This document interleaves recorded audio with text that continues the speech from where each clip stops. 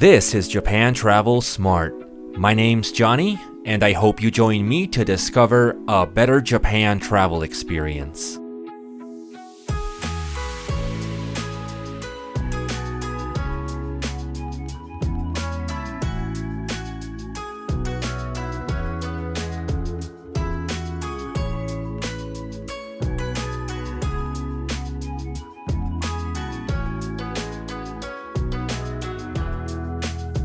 Welcome back to Japan Travel Smart. This is your travel companion Johnny, and this is journey number 14, Japan Rail Master. All of Japan within reach with regional rail passes. Japan Travel Smart is a bi-weekly podcast all about the joy of travel through Japan, far and wide, from the perspective of a frequent visitor who just can't get enough of the place that does it best. This is your one-stop shop for the very best of Japan travel, including novel advice and Japan-specific tips to keep you ahead of the game. We cater to first-time and repeat Japan visitors alike, in hopes of making the country shine at its very best, regardless of interest, budget, or time of year. So you're ready to take the next step in your experience of visiting Japan. Perhaps you've already been here and you've covered ground in all first-choice locations of Tokyo, Kyoto, and Osaka as you've traveled between Kanto and Kansai regions for that purpose. Maybe you're set on the idea of visiting at least one alternative city, prefecture, or region, usually outside of the radar for most of Japan's international visitors. In that case, the idea of covering ground while using a regional rail pass is definitely something to consider and take advantage of. The majority of travel products of this nature available from Japan Railways and other companies are for the exclusive use of temporary visitors from overseas, so rail passes aren't something you can just ignore. In this latest entry of Japan Travel Smart podcast, we're going to demystify an invaluable Japan travel resource that allows you to see more of Japan for less. The first order of the day is to get everyone up to speed with an option that many of you have probably already heard about, and it's usually among the first things that people find out about when planning their Japan trips. I'm talking about the Japan Rail Pass. So what happened to the actual JR Pass, the one pass to rule them all? JR Pass is a product that takes a lot of the guesswork out of the idea of traveling nationwide by rail. With very minimal restrictions, it allows you to take regular and high-speed service over the entire JR network covering every edge of the country. You have complete freedom to decide your own itinerary over your choice of 7, 14, and 21-day pass variants. Because of the coverage, simplicity, and cost-effectiveness of the nationwide JR Pass, it actually used to be the option of choice for most Japan travelers and for many of the itineraries that you could come up with, to the point that it was the go-to option overshadowing regional rail passes. After literal decades of being considered a steal, the JR Pass was finally price hiked in October of 2023 by a whopping 69% for standard seating variants. The Japan Rail Pass has become very difficult to justify for most use cases of leisurely exploration of the country. In addition to this, nearly all of the regional rail passes have received their own price adjustments as well, although not necessarily to the steep extent that the JR Pass got. With the abrupt change in usability of the JR Pass, now visitors who wish to explore Japan by rail will need to be a little more involved in their travel planning. Getting around Japan by rail, as it is not inexpensive, and multi-city trips can add up very quickly. With this in mind, there might exist a need for you to make decisions on the places you want to visit based primarily on the coverage area restriction of a regional rail pass. How many regional rail passes exist, and what areas of Japan are covered? There might not be a single website available with a truly comprehensive list of every current rail pass offering for Japan. The fact that there are just that many of them is one thing to keep in mind. As far as coverage, there is at least one option meant for every part of mainland Japan.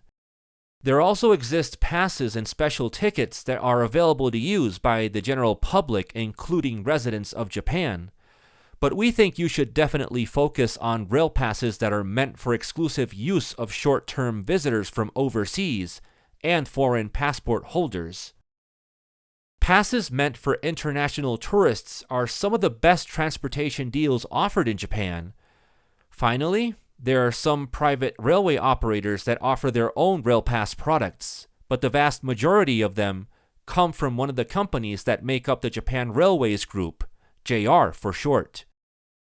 Being game ready for using a rail pass in Japan requires some research to understand where and how each of them can and cannot be used. It's important to keep in mind that no pass will allow you to board any train. Even if you use the almighty National JR Pass, you are restricted to services offered by JR, and your pass wouldn't be valid for almost any private rail operator, with very few exceptions. So, for example, the JR passes are irrelevant to using the subway system in a city. That's not the point, though. The point is to allow you to cap your rail travel expenses on intercity, region-to-region travel. Some passes have restrictions on the services that you are allowed to use within the issuing operator's network. A well-known fact about the general JR pass is that you may not use it on the fastest and most frequent Shinkansen services on the popular route that includes travel between the cities of Tokyo, Kyoto, and Osaka, and beyond. However, certain regional JR passes will allow you to board such services on certain segments, so those rules will vary a lot. Another example is the private railway operator Kintetsu from the Kansai region. Their passes are worth considering, even with the disclaimer that you may only use local services to traverse their network. If you wanted to use a limited express service, a surcharge applies. But that would kind of defeat the point of getting savings with a rail pass. One of the most common questions made by novice Japan travelers is if there's any worthwhile rail pass to get if your sole plan is to visit Kyoto and Osaka from Tokyo on a return trip. The answer is simply no. You would, of course, need to travel much more than that for a JR pass to make sense. And in fact, there doesn't exist any regional JR pass that covers the most direct route of travel between Kanto and Kansai. This may be a very deliberate decision considering it's by far the busiest travel corridor for international tourists. Regional rail passes are meant to spread travel to all other regions in Japan. With the knowledge that there's no regional rail pass offering full coverage for a Shinkansen trip between Tokyo and Osaka, you might also want to keep in mind that the cost of a return Shinkansen trip between the two cities can approach or even exceed 30,000 yen on the fastest services on peak travel season. As it turns out, 30,000 yen is actually the most that you'd pay for almost any of the regional rail pass offerings that grant up to 7 days of unlimited travel. So if you intend to make a round trip between Tokyo and Kyoto and Osaka, you can settle for discount Shinkansen tickets and existing deals for slower bullet trains. But you should also consider flying between the two cities as a generally cheaper alternative. Traveling by bullet train is expensive, but as for the remainder of the Shinkansen network that reaches so much of mainland Japan, it can realistically be traversed, region by region, with rail passes, on a discretionary basis, with no need to blow up your travel expense. What should you really know for a better understanding of different rail pass offerings from different JR companies? Understand the geographic separation of the companies that make up the JR group. Japan has 4 main islands. The JR companies can be roughly corresponded to the following major regions of Japan as follows. East Japan, corresponding to all the main island area north of Tokyo. Central and West Japan, for areas on the main island west of Tokyo. and then the 3 other main islands of Japan will make up the remaining rail regions. Hokkaido as the northernmost island, Kyushu as the island at the southwest of the archipelago, and Shikoku as the smallest of the 4 islands. The JR Group is composed of 6 distinct railway companies, such as JR East, JR West, and JR Kyushu, with each of them offering different rail pass products. A few of the rail passes actually cover areas across 2 distinct regions, serving as a bridge between JR regions, or alternatively with coverage bleeding into a different island region. What's a good strategy to make regional JR passes useful to you? Consider where you'll be flying in for your trip to Japan and see which region that corresponds to and which regions are immediately accessible for you. For example, if you come into Japan arriving in Tokyo, this is part of JR East territory at large. So JR East rail passes are the easiest to use from Tokyo. There also exist just a couple of rail passes from a private rail operator that will allow you to see select areas in central Japan from Tokyo, and there exists one other regional JR pass that can actually connect you all the way to the Kansai region in western Japan. However, in order to begin using the majority of available rail passes that aren't from JR East, including most other JR West and JR Central passes, you would need to first make your way from Tokyo to the appropriate region on your own terms. That place would be the Kansai region in the case of wanting to use JR West and JR Central rail passes. Flying into Osaka from Tokyo is our preferred option these days for budget reasons. If you wanted to travel around the island of Kyushu with a JR Kyushu rail pass, you would need to arrange at least one flight to or from Kyushu. A similar situation plays out for JR Hokkaido rail passes for the island of Hokkaido, but the region can also be experienced with a special JR East pass that includes southern Hokkaido and its capital city. In addition to flying in to explore a new rail region, you may also consider moving between main islands via public ferry transport. Overnight ferries can be a uniquely Japanese experience that will save you a night's accommodation, and they can be quite smart to integrate into a larger travel itinerary that considers multiple regions of Japan and the use of regional rail passes. At what point could you begin factoring in a regional rail pass in your travel planning? Instead of building your itinerary at first without minding any rail pass product, make the regional rail pass a part of your travel plans from the very start, and make sure to plan that part of your trip within the absolute boundaries of the pass. For example, if you're just starting to trip plan, but you know that you will be coming into Tokyo and you want to go see Kyoto, you're also looking to secure reservations to visit the Ghibli Park in Aichi, and you would also like to go see the mountain village of Shirakawa-go, which is not accessible by rail. It'll be useful to know that there is a rail pass that allows you to visit the region that Shirakawa-go is in, and that also includes the regional bus service to reach and leave Shirakawa-go. With a usage validity of 5 consecutive days, that regional rail pass is meant to be used starting at either one of the major cities of Osaka and Kyoto, or at Nagoya. Nagoya is the closest city to the Ghibli Park, so you may use the same pass to reach Nagoya at no additional expense.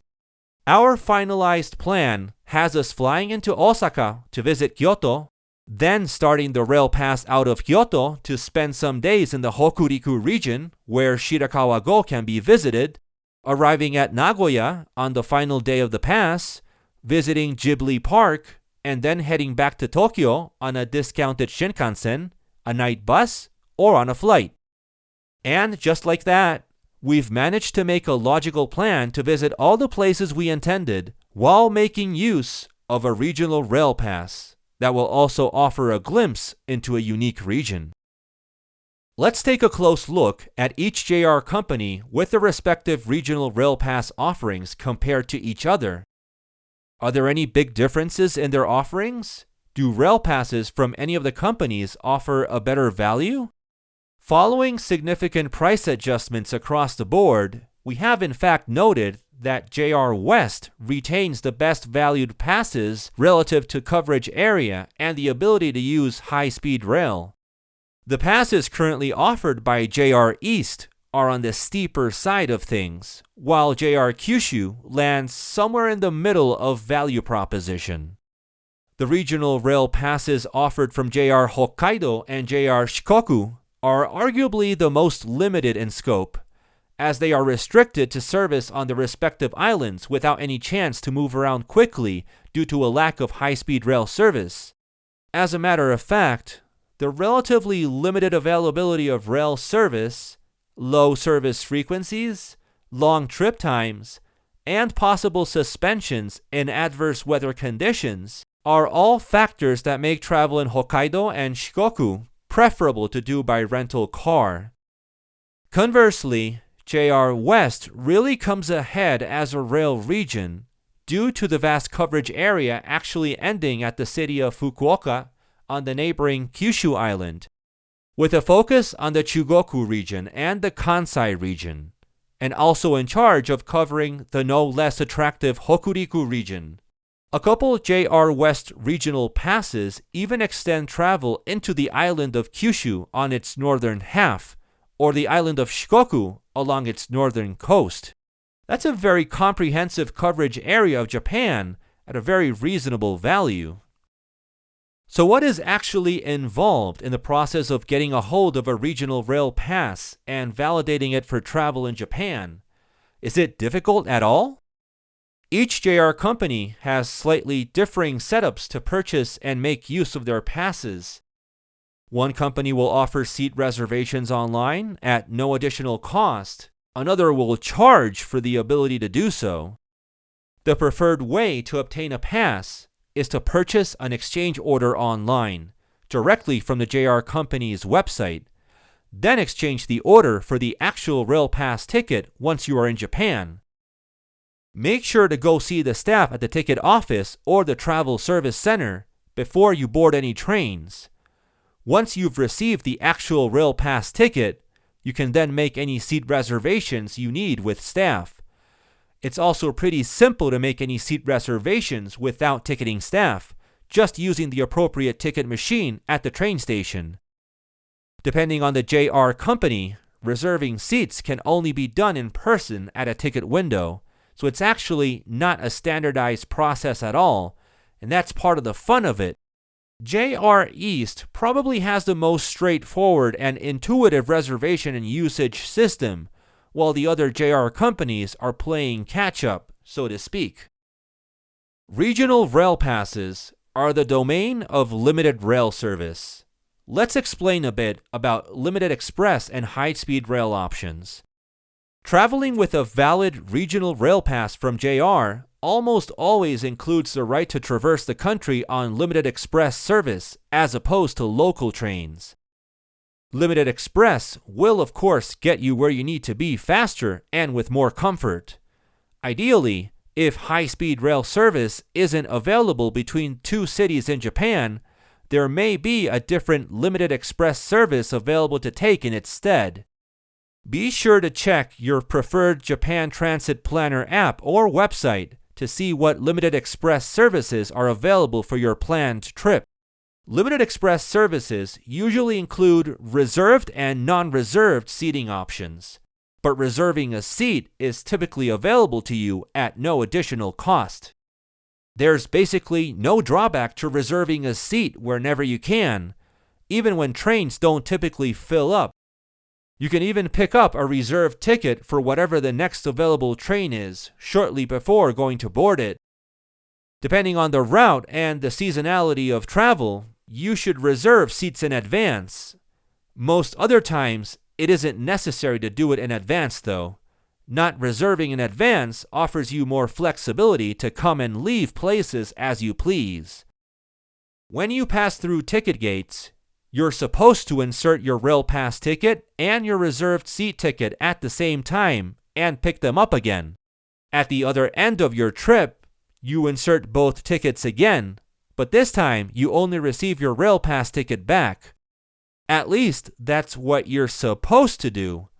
You can pass through JR gates by only inserting your rail pass ticket, because in that case, it is assumed that you'd be traveling unreserved. It used to be the case that the gate entry process for JR Rail Pass holders was not automated and pass holders could not use the ticket gates. You always had to show your rail pass to station staff to be allowed through, but staff rarely bothered collecting any seat ticket at the other end. We have ended up amassing a large collection of tickets with our routes printed on them as one of our favorite souvenirs. Be sure to always keep your tickets handy during your train ride in case the ticket checker shows up. Also, in the island of Hokkaido, people usually keep their tickets stored in the dedicated backseat ticket holder, as they are always checked from what we've seen. Finally, it's customary to bring and consume food on limited express trains and the Shinkansen, as they are expected to be long-distance trips. Probably the surefire way to know if a train service or train car expects its users to be able to eat and drink on board is that you find tray tables on your seats. You will get the most value of your regional rail pass from JR by getting around the coverage area by high-speed rail and using other limited express service. Instead of purchasing individual tickets, you purchase the rail pass and use it to ride the trains and make seat reservations. The idea is to truly explore Japan and save money in the process. Now we will list some advantages of using a regional rail pass. Rail passes allow for straightforward travel. You are covered for the base fare and the express fare setup of limited express service, including the Shinkansen. Rail passes validate travel on the trains with a single rail pass ticket and one optional reserved seating ticket. Rail passes from JR allow seat reservations at no additional cost. There is no disadvantage to doing this unless you really need to rush to catch a limited service that runs infrequently. Riding the train unreserved may be an option in that case, but traveling unreserved is actually not an option on some Shinkansen routes and on other limited express service that offer only reserved seating. Rail passes are actually unaffected from fare differences and surcharges from using trains during a peak travel season. Rail passes may include coverage for key bus routes to round out their value proposition. This is a benefit usually found with passes from private rail operators or smaller scale passes covering Kanto and Kansai region areas. Finally, a regional rail pass can actually allow you to organize your trip. A rail pass encourages you to travel around the region in its coverage area, so you're able to build a part of your itinerary, setting aside days around your choice of rail pass. Let's take a moment to recap all the info so far in this episode on regional rail passes in Japan. Number 1. The actual Japan Rail Pass experienced a big price hike and has become difficult to justify for most use cases of travel in Japan. Number 2. You are spoiled for choice when it comes to regional rail passes to use in Japan, both from JR and non-JR companies. Number 3. Understand the restrictions and limitations for each rail pass offering. You can ascertain what routes and services you're allowed to use on the pass's own purchase website. Number 4. There's no regional rail pass that covers the most direct route between Tokyo and Osaka, and the return trip on the bullet train can cost more than the majority of available 7-day regional rail passes. Number 5. Each of the JR companies offer their own sets of rail pass products and purchase procedures. Some of the regional rail passes are able to bridge neighboring regions. Number 6. A regional rail pass can ideally be factored in the early stage of planning your trip before you've set up a precise itinerary. Number 7. Rail passes from JR West in particular offer really good value for their coverage areas. Number 8. Purchase rail passes online direct from the JR companies and pick up and make new seat reservations in Japan on ticket machines. And number 9. Travel in comfort and get there sooner on available limited express services, and make sure to travel reserved. Armed with this knowledge, it's now the time to truly put your next trip into your own hands and discover the real Japan. Regional rail passes from JR and other providers will help make this possible for you without incurring ruinous transportation expenses. Start planning for your region of choice today and reap the exclusive benefits of being a visitor from overseas. At a fraction of the cost, herein lies the potential to become more traveled in Japan than the vast majority of lifelong Japanese residents. Do you feel it too? It's the feeling of all of Japan within your reach with regional rail passes. I also feel that it's time to wrap up this episode of Japan Travel Smart. But don't let the good times end here. Connect with us via our social media presence. Find links in the show notes. And of course, subscribe to the podcast feed to be notified of the next JTS Journey episode. If you're already doing all of that, spreading the word just a bit would also do the trick. We genuinely think there's things people ought to know to make their travel experience in Japan so much better. So we are providing the know in podcast format. With a bit of word of mouth, we hope to break new ground in Japan travel content. My name's Johnny, and I'm signing off with your reminder to, above all, be smart. And everything else will fall in place.